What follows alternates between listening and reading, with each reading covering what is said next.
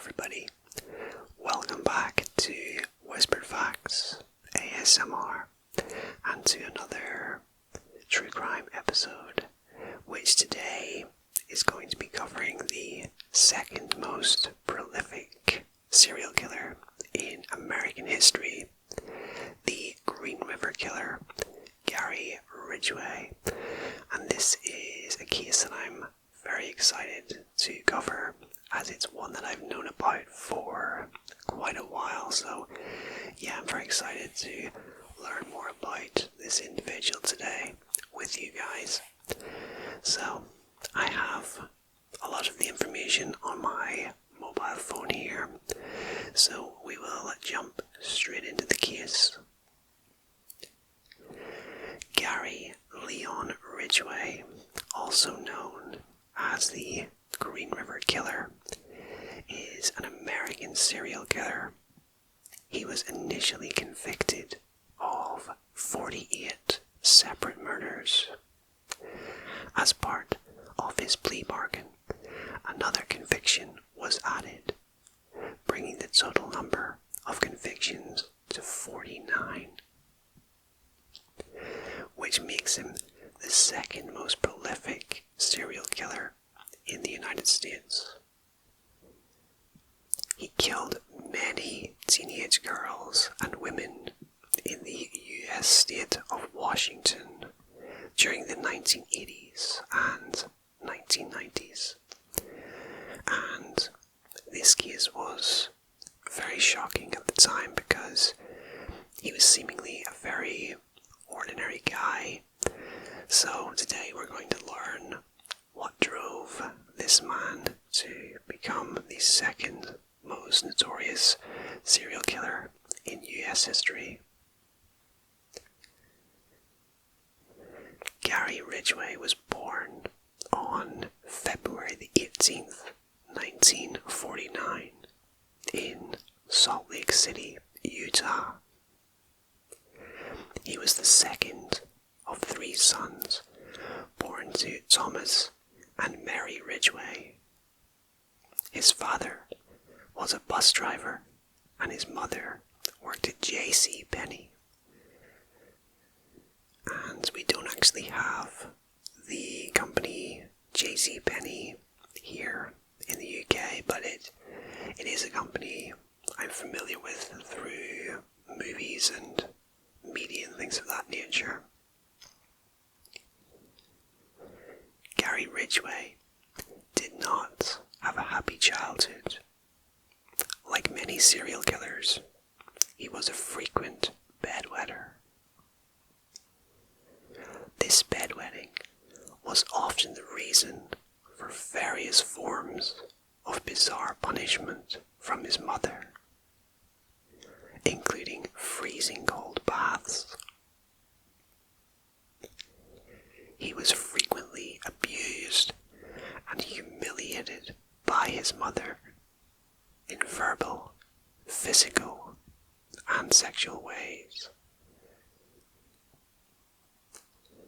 Interviews with Ridgway show that he thought about torturing and killing his mother early in his childhood because his mother was such a big problem.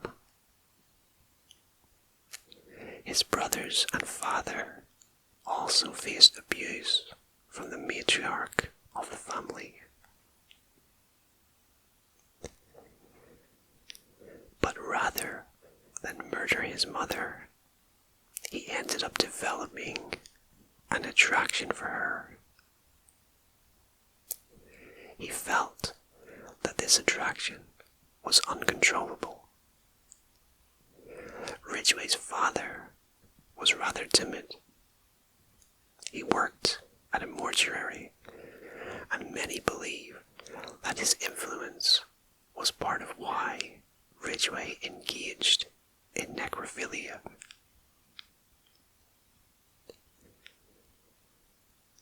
Certainly, the child's troubled childhood did not set him up for success. Okay, so far we've learned that he had a very troubled childhood. He faced abuse, as I think a lot of serial killers face as children, and this basically set him up for a very dark path through adulthood. A neighborhood boy named Bruce Revard said that he would hear the mother scream at the boys and their father, often resorting to physical violence. I could sit up in my treehouse and look in their yard, Revard said. All I'd hear were cries of "No, Dad, no," as they were getting beaten with a belt or a stick or whatever. Revard also said that the boys would get in trouble if they helped themselves to any food after school, even so much as a slice of bread.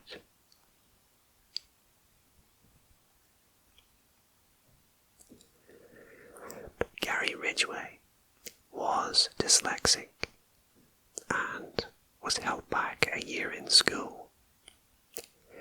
The Washington Post reports that his IQ was in the low 80s. By the time he was a teenager, he started displaying common behavior issues among serial killers, hurting animals and setting fires. These two behaviors, along with bedwetting, are known as the MacDonald Triad, or the homicidal triad. And I have actually seen some videos of Gary Ridgway on YouTube.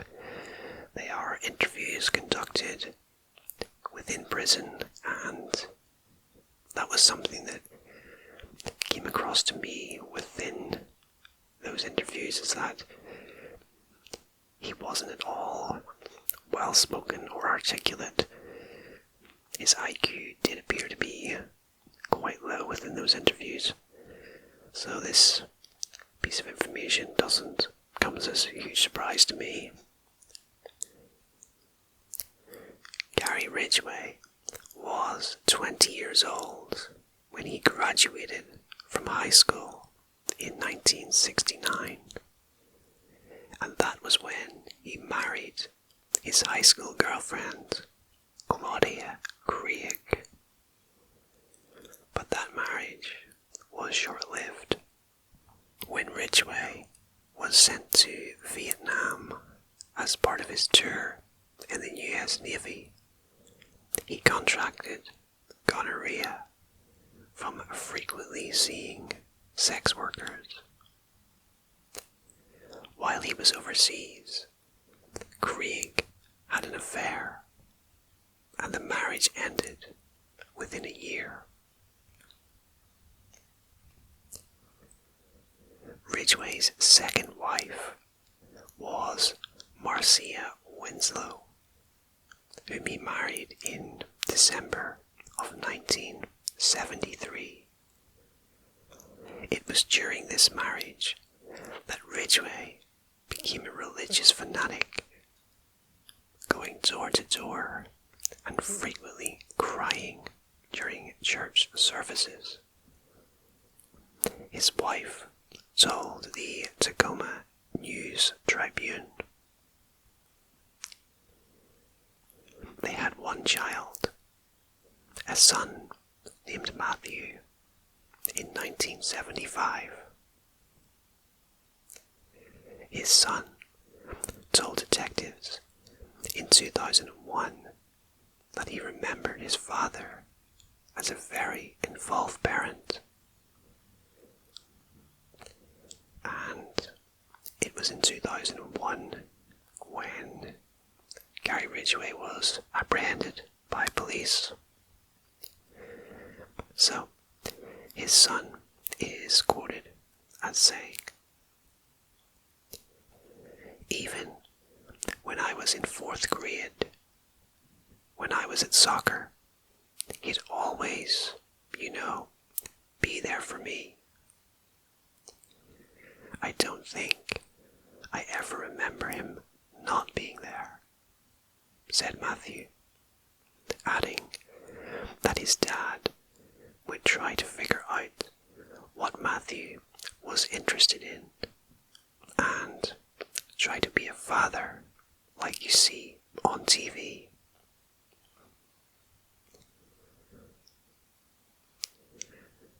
Ridgway and Winslow divorced in 1981, and then in 1988 he married Judith Mawson of Des Moines, Iowa. They lived together in Des Moines until 1997. Neighbors described Ridgway as a model neighbor and said that he wanted to talk all the time about tools and gardening tips. So yeah, he had a sort of double life, it sounds like. And to neighbors anyway, he came across as a very ordinary man. But, as we're about to find out, that was far from the case. Ridgway was well liked in school. Alan Sample, who attended community college with Gary's older brother, Greg, said that Gary never had any trouble getting a girlfriend or getting a date. And Terry Russell, who would see Gary at a local Methodist church youth activities, said that Gary was sometimes going to the principal's office, but that he never did anything all that bad. However, Ridgway confessed later to having stabbed a 6-year-old boy when he was a teenager. The boy survived the attack, but Ridgway told a psychologist that he was interested in stabbing because of his feelings about his mother, according to the Washington Post.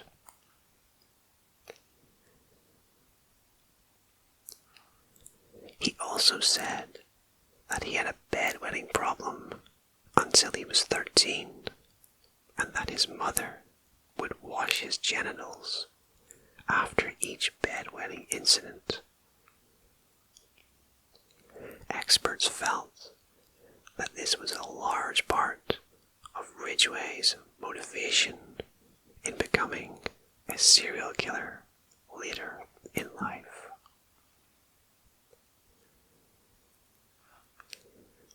For an adolescent, having your mother wash your genitals would be highly exciting and arousing, but it would also be humiliating.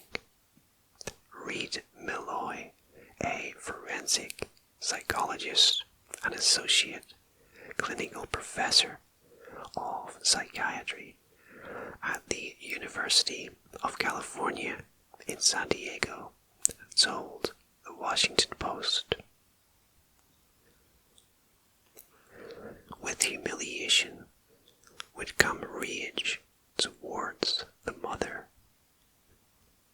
That is very common in serial murderers, displaced matricide. Unconsciously, he is killing his mother over and over again. Throughout Ridgway's life in the 1980s and 1990s, he was responsible for at least 49 confirmed murders, which makes him the second most prolific serial killer in US history for confirmed murders, after Samuel Little, who I have to admit I've never heard of before, but no doubt in the future I will cover a case on this individual to learn more about him. He confessed to at least 70 murders, but authorities were only able to confirm 48 at the time of his sentencing, with a 49th being added later. Investigators think he may be responsible for as many as 90 murders. My goodness. That is a lot of people. His victims were all women who ranged in age from 15 to 38, though there were 3 sets of remains found where the ages were not easily determined. They were all most likely in their teens.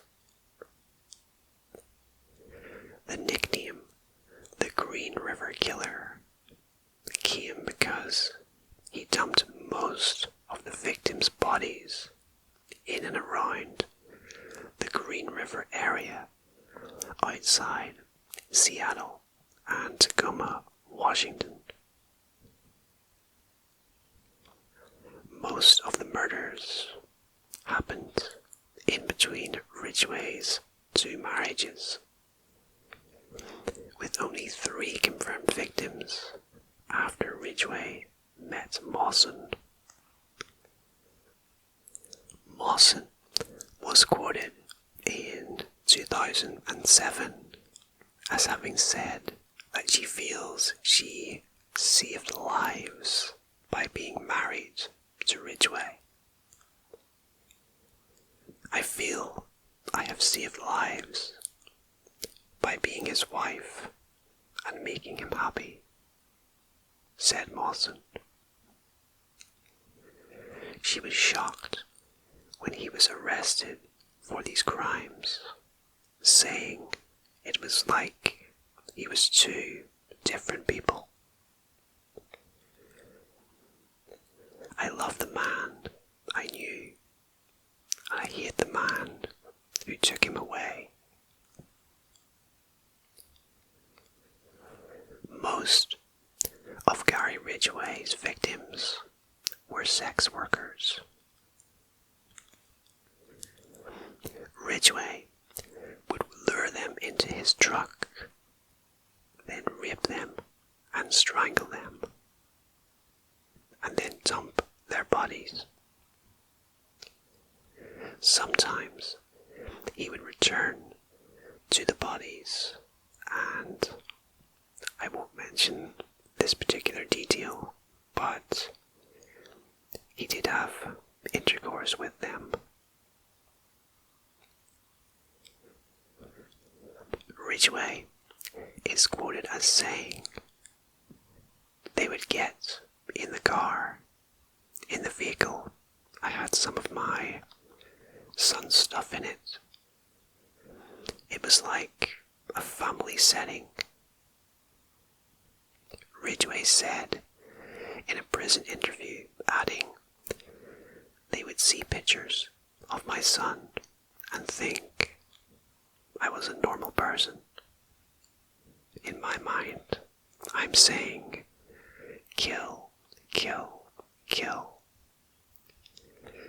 I'm going to sweet talk her so I can kill the BIT CH. I don't want to say that particular word. In 1982, Ridgway was arrested on a prostitution charge and became a suspect in the Green River killings. But he passed a polygraph test. And I'm not sure how accurate they were in the early 80s compared to today, but I would imagine that they were probably less accurate back in the early 80s. However, the members of the Green River Task Force held on to his hair and saliva samples. Nearly 20 years later, in 2001, investigators had enough DNA evidence from the murders to compare it to Ridgway's hair that was still in evidence. The samples matched, and Ridgway was arrested in November 2001 for the murders of 4 women: Marcia Chapman, Opal Mills, Cynthia Hines, and Carol Ann Christensen.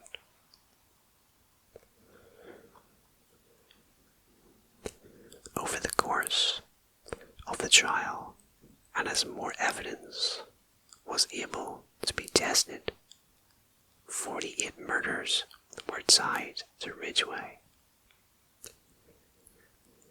In November 2003, he confessed to them as part of a plea bargain that would spare him execution in exchange for his cooperation in locating the remains of his victims. Ridgway was later sentenced to 48 life sentences with no possibility of parole, plus an additional 10 years for tampering with evidence for each of the 48 victims, which added 480 years to his 48 life sentences. And as of the recording of this video, he is imprisoned at Washington State Penitentiary. One of the aspects of the case that always baffled investigators was Ridgway's apparent lack of a motive. And he was quoted as saying, "I just loved killing women. I didn't have no morals. Conscience didn't stop me. I want to be the best serial killer out there. It was just a killing spree, going for the count." The case of Gary Ridgway brings up a lot of questions about serial killers and the intentions behind their crimes. Despite having problems in school, Ridgway spent years carefully and meticulously covering up his crimes. He evaded police for decades, even as they followed up hunches that he was responsible for the murders. All of his murders harkened back to possible revenge or anger towards women, particularly his mother, in his life. Although psychologists may not have all the answers regarding Ridgway's psyche or even the murders themselves, he will continue to be one of the most notorious and prolific serial killers in modern American history. So there we have it, guys. That is the case of Gary Ridgway, the Green River Killer. And my take of this case is that, like many serial killers, his childhood really shaped the person he became. It all centered around his relationship with his mother and the hatred he felt towards her, and ultimately it manifested itself in the worst way possible by killing women. And it's interesting to note that he only killed women. He never killed men. He wasn't interested in killing men. He just wanted to kill women. I think a lot of lives could have been saved if the police had done their jobs better. He slipped through the net in the 1980s when he really should have been caught. But the fact that he passed a polygraph test is part of that reason. It's just a shame that he wasn't caught until 2001. But there we have it, guys. I really hope that you enjoyed this case and learning about the life and crimes of Gary Ridgway. And if you did enjoy it, go ahead and hit the like button, drop a comment, consider subscribing if you haven't done so, and if you do subscribe, be sure to click the notification bell to get notified when all of my true crime videos, and indeed all of my future videos,